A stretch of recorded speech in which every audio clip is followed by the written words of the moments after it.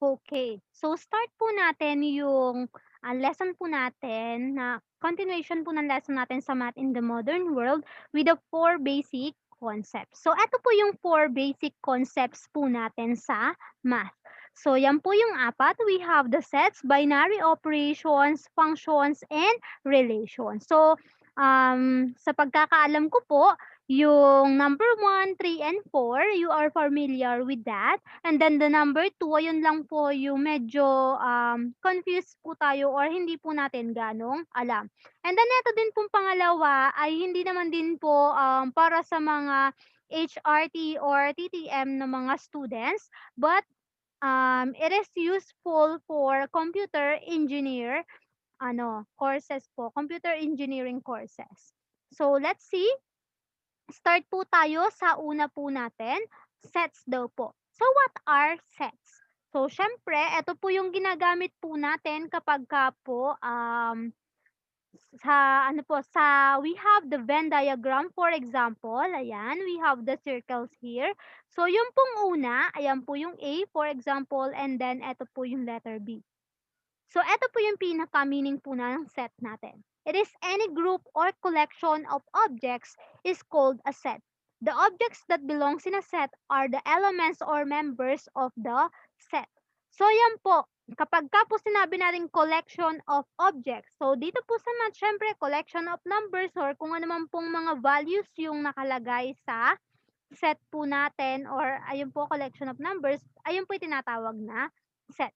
Say for example, ito pong dalawang circle po natin na yan. So we have the set A and set B. So kung ano pong makikita nyo dito sa set A natin, dito sa buong circle po na to, ayun po yung value ng set A. Then sa set B naman po, kung ano po yung nakapaloob sa circle na yan, ayun po yung set B. Kapag ka naman po, pinakuha sa'tin yung mga differences nila, siyempre eto lang po yung nandiya-diyan sa ano po nila, sa magkahiwalay po nila. Then kung saan po sila nag-intersect o yung intersection po nila, those are their difference ay similarities rather. Yung pong nasa gitna, eto po yung similarities po ng ano natin, ng sets po natin. Kapagka binigay po siyang ganyan through Venn diagram. So, ayan po. Okay, say for example naman po, so what are sets again?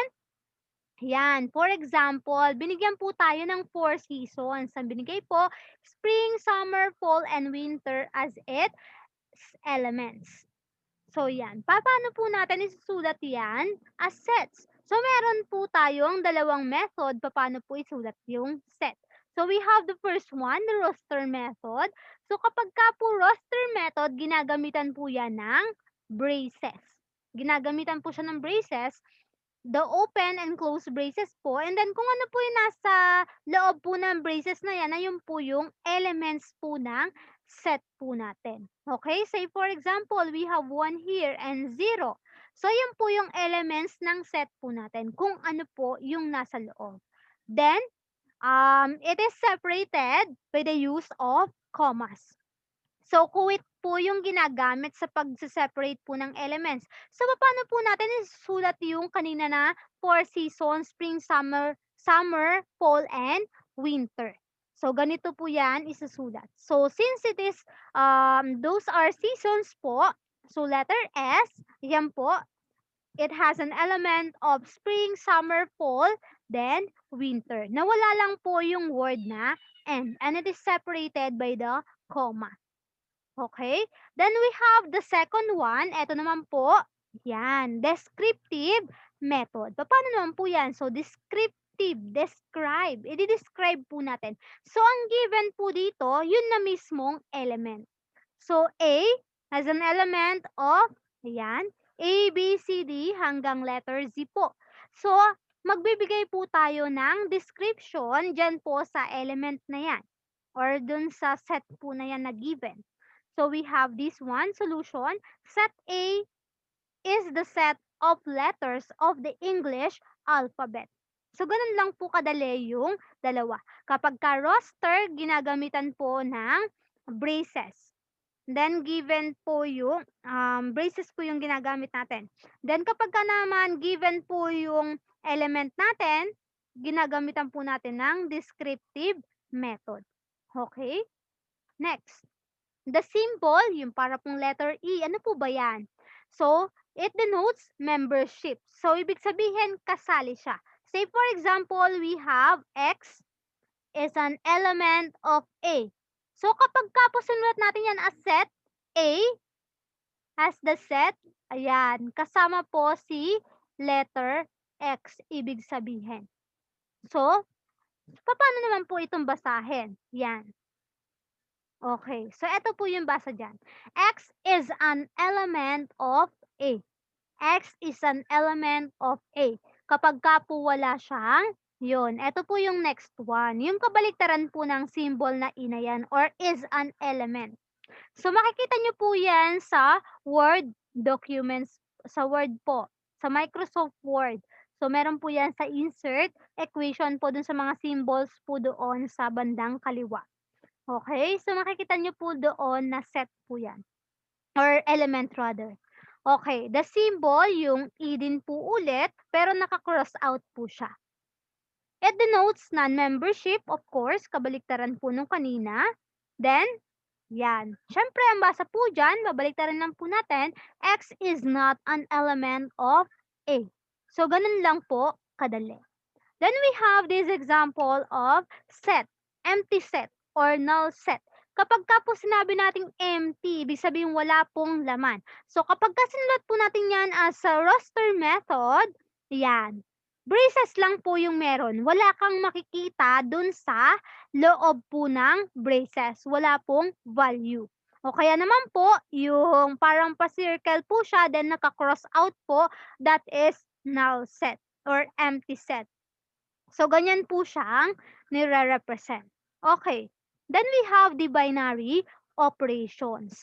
So, dito po kasi, ito pong binary operations, it is useful for computer engineering courses po. So, ginagamit po nila to sa computers. Okay. So, what are binary operation? Let S be non-empty set. A function f from the Cartesian product of S to S is called a binary operation on S. So, ito po yung other example or yung other way ng pagbasa po dito sa nasa taas. So, illustrative example. The function f from the Cartesian product of S to the element of the same element S is a binary operation on set S. So, same lang po yan.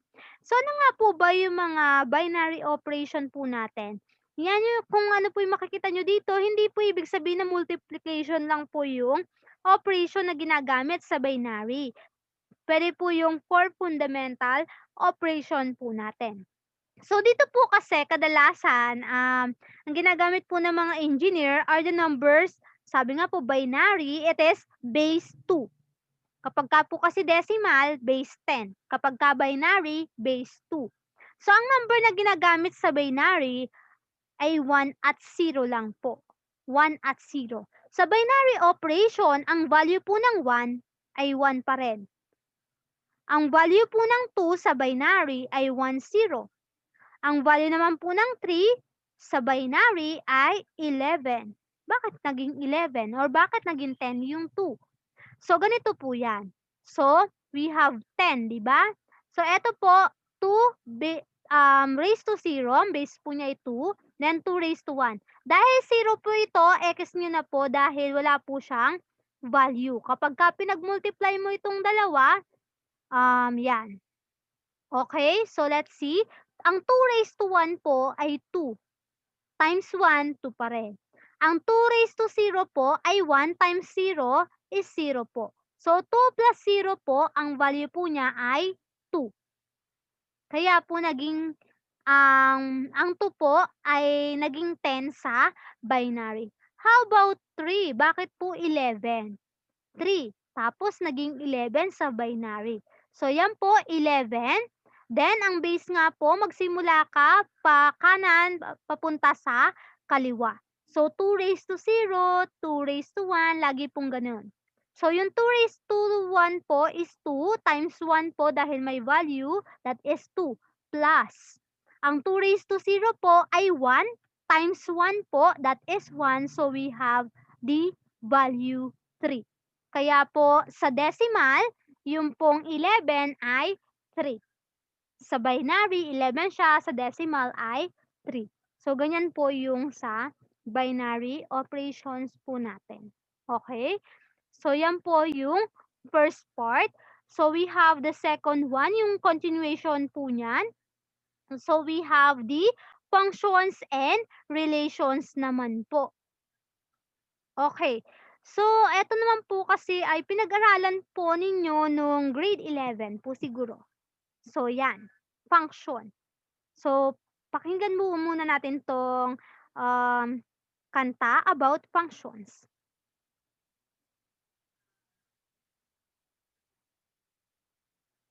The input is the set of x, the output is the set of y. And when you do the vertical line test, you always better know the reason why. With tables and graphs, diagrams, or equations like f of x. The set of inputs is the domain, the set of outputs is the range. When no x repeats, you'll have a function. The set of inputs is the domain, the set of outputs is the range. When no x repeats, you'll have a function. A function is a type of relation, but a relation is not always a function. An input may have more than one output, an output may have more than one input. When every x has exactly one y, we give that a special name. A function! The set of inputs is the domain, the set of outputs is the range. When no x repeats, you'll have a function. The set of inputs is the domain, the set of outputs is the range. When no x repeats, you'll have a function. The set of inputs is the domain, the set of outputs is the range. When no x repeats, you'll have a function. The set of inputs is the domain, the set of outputs is the range. When no x repeats, you'll have a function.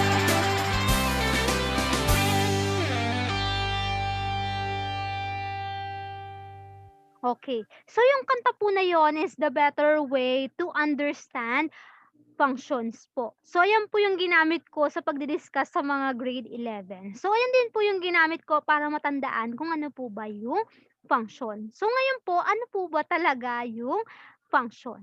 Or mag-start muna tayo sa relation. So, what is a relation? So, eto po, a relation, it is any set of ordered pairs.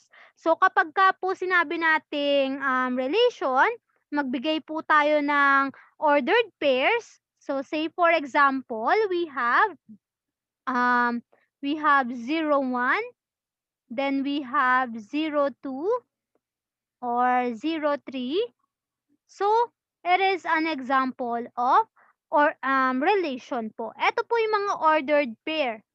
And then, yung set of ordered pairs kapag ka po marami na sila. So, this is an example of relation. And then, what is a function naman po? So, it is a function is a relation where each element in the domain is related to only one value in the range based some rule. At ang lagi ko pong pinapaalala sa mga students po, lagi po nalang tatandaan, a function is a type of relation, but a relation is not always a function. Ayan po. So, gayon po yung tatandaan nila. And then, when no x repeats, you'll have a function. So, lagi pong titingnan lang dito, kapag ka po kasi relation, lahat po ng set, relation po. Pero sa function po, ang titingnan mo ay yung value po ng x. When no x repeats, you'll have a function. So, yan po yung nasa chorus po ng kanta natin. When no x repeats, you'll have a function. So, ang titingnan po ay yung value ng x. Kapag ka wala pong naulit, those are function po. Okay. So, eto po ba ay function? Sa tingin nyo po? Okay. So, this is an example of function. And then, it is one-to-one. Kapag ka po one-to-one, ibig sabihin, meron po siyang kapartner lang na talagang isa lang. 1, 2, 3, 4, 5, 6, 7, 8, 9, 10, 11, 12. So, wala pong naulit dyan. And then, yung pong one-to-one, ang other term po natin dyan ay injunction. Injunction po yung ibang term po ng one-to-one pagdating sa college. Okay? Then, dahil po lahat sila ay may kapartner, wala naman po kayo napansin dyan na element na wala pong kapartner, so it is onto. Onto po siya. Then, ang other term po ng onto ay surjection. So, it is an example of one-to-one and onto function. Kapag ka po ganyan, nakita nyo lahat may kapartner po, wala mang isa na nawalan po ng kapartner, so it is onto. Kapag ka naman one-to-one, talagang yung isang value po ng x or element po ng isa ng una mong part ay may isa lang pong kapartner doon sa kabilang part po or kabilang set. Okay? How about this one? Okay, so ano po yung napansin po ninyo? Okay, so it is a function pa rin po. Pero, tingnan nyo po ha. Okay, it is one-to-one pa rin po. Then, pero, mapapansin nyo po na dun sa pangalawang set po natin, or which is the y po, considered as y po natin, ito po yung value po ng x, and then this is the value of y. So, yung pong value po sa y element po natin ay wala pong kapartner, so it is not onto. One-to-one but not onto. Na one-to-one but not onto po yung ganitong example. Pero kung nakakita po kayo ng value na dito po na walang ng element na walang kapartner, this hindi po yun function nor a relation kapag ka dito sa unang element yung walang kapares, ha? Kapag ka yung unang element po yung walang kapares, say for example, ito ay letter P, tapos wala po siyang kapartner, siya lang yung wala, so it is neither a function nor a relation kapag ka yun dito yung wala. Pero since ang element x or y po natin rather, ang element y po natin yung wala, so it is considered as function pa rin po and one-to-one po siya and not onto dahil may isa nga pong walang kapartner dito sa element B po natin. Ayan, sa B po siya. Then next, we have this one. So, we have A and B, set A and B pa rin po. So, ano po napansin po ninyo? Okay. So, it is still a function. Bakit po, ma'am? May kapartner po yung H po at yung O po natin ay parehong nakaturo po kay 2. So, kung isusulat po natin to as ordered pair, we have R4 and then H2 and then we have O2 and then we have Q5. So may naulit po ba? Wala naman pong naulit. Kaya po, ibig sabihin, it is a function pa din. And then, it is not one-to-one. Hindi po siya one-to-one. And then, or sabihin po natin, it is many to one po siya. Kasi nga po hindi siya one-to-one. At marami po ito, di ba? 2 na siya. 2 or more po, it is many. 2-1 po siya. Not one-to-one po siya. And then, pero onto po siya. Not one-to-one but onto. Not one-to-one po siya but onto. Pagka sinabi po nating onto, meron pong kapartner lahat. Wala pong naiiwan. Okay, how about this one? Yan. Okay, still it is a function. So, ito po yung binigay ko din kanina. Same lang po. Not one-to-one po siya or many to one. And then, not onto po siya. Kasi, si 4, na element po ng pangalawa po natin, ng set Y po natin, ay walang kapartner. Okay? Then, we have this one. Yan. Ito po talagang kitang-kita po na marami. Yung nasa domain po natin, ay maraming kapartner po siya. Ang kapartner lang po nilang lahat ay iisang range. Okay. So, it is a function. Kasi po kapag kasinot po natin yan as ordered pair, we have 1, -2, 2, -2, 3, -2, 4, -2. Wala naman pong naulit. 1, 2, 3, 4. Wala pong naulit doon. Kaya ibig sabihin po, it is still a function, but it is many to one. Many to one na po yung function po na yan. Okay, then this one, eto po. So, is this a function? Okay, it is not a function. So, ayan nga po, kapagka kasi sinulat po natin yan, we have 1, 2, and then 1, 4. Sabi po doon, when no x repeats, you'll have a function. So, dito po, when no x repeats, ay nag-repeat po yung 1, 1, 2, 1, 4. So, nag-repeat po siya, that means hindi po yan function. Doon pa lang po, kaya po naka-highlight po siya na red. And then we have these operations on function. Review lang po na mabilisan. Okay, so what are the four fundamental operations in math? Siyempre po, addition, subtraction, multiplication, and division. So, eto po, siyempre kapag ka po operation, kapag ka sinabi nating nag-a-add tayo, addition, that is, yung pong ano niya, operation niya ay addition, ang it is denoted or their sum po yun. Kapag ka-addition, sum. Kapag ka po subtraction, difference. Kapag ka multiplication, product.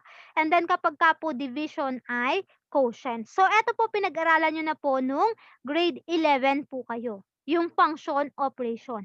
F plus g of x equals f of x plus g of x. And then f minus g of x equals f of x minus g of x. So, ganyan lang po yan. So, pinapakita lang po as a review. So, eto pong mga example po na yan. So, eto po yung mga given example po natin or yung mismong given talaga. And then, eto po yung pinapasolve sa atin. So, eto po. Yung una po is f of x plus g of x. So, ang gagawin mo lang, hanapin mo lang sa example or given mo. So, ano po yung f of x? 2x minus 7. Then, ano po yung g of x mo sa pangalawa? 3x plus 15. Magsa-substitute ka lang. Then, combine like terms po, we have 2x plus 3x po. Pagsamahin mo muna. Then, we have negative 7 minus 15. So, pagtabihin mo muna po yun. Then, yung pong 2x plus 3x, dahil parehas po sila ng sign, so mag-a-add ka po. So, that is 5x. 2 plus 3 is 5. Then, copy mo lang dahil the same na po sila ng variable. And then, same lang po sila ng exponent dahil ang exponent po niyan ay parehong 1, imaginary 1. Then, we have negative 7 plus 15, magkaiba po ng sign. So, ang gagawin po is subtract. 15 minus 7 is 8. Then, copy the sign of the higher value. Mas mataas po yung 15, kaya po magiging positive po yung 8 po natin. Okay? Then, next one, ganyan din po yung gagawin. So, yan po, pakiaral na lang din po. Review lang naman po yan. Wala naman kayong ganong susolve dun sa exam nyo po. Okay? Then, ito po, pagka naman po subtraction, yan, g of x daw po, so copy mo, 3x plus 15 minus, yung f of x mo po, 2x minus 7. So, we have 3x plus 15, copy mo muna yon. Kasi po, kapag ka-subtraction, pinapalitan po ang sign po nung pangalawa or yung subtrahend po natin. So, or pwede po natin itong i-multiply. So, negative times 2x is negative 2x. Then, negative times negative 7 is positive 7 po. Negative times negative is positive. Then, katulad po ng ginawa natin kanina, combine like terms po, we have 3x and negative 2x. So, yun po muna isulat natin. Then, we have positive 7 po, tsaka po positive 15. So, pagtabihin po natin yung dalawang number. Then, we have 3x minus 2x. Magkaiba po sila ng sign. Ito pong 3x positive, yung 2x po negative. So, we have to subtract them. 3 minus 2 is 1. Yan po, hindi na nakasulat dahil imaginary po yung 1 natin sa unahan man or sa exponent. So, we have 1x or simply x. And then, we have positive 7, positive 15. So, dahil magka-press po ng symbol dito, i-add po natin sila. 7 plus 15 is 22. And then, their common sign is positive. So, ang final answer po natin dyan ay x plus 22. The next one po, multiplication. Ganyan lang din po yan. Nagmumultiply ka lang, numerator to numerator, denominator to denominator. So, ito pong 6x minus 13. Ang denominator po niyan ay 1. So, ito pong x times 6x, 6x squared. Then, x times negative 13, negative 13x. Then, sa ilalim po, dahil multiply mo lang kay 1 yan, copy lang po.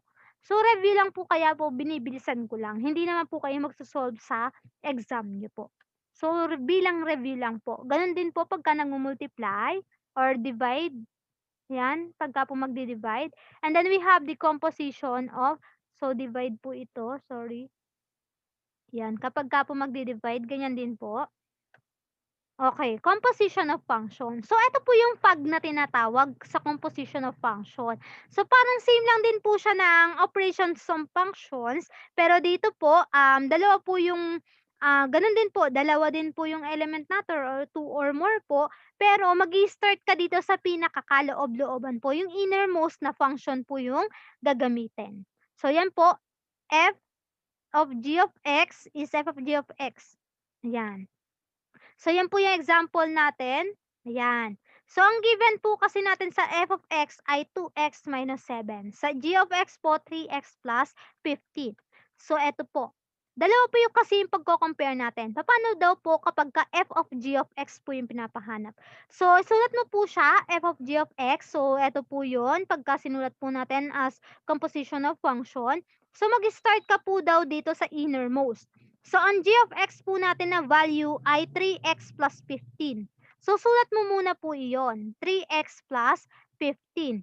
So, naiwan po dyan ay f, copy mo yung f, then yung 3x plus 15 nga sinasabi ko.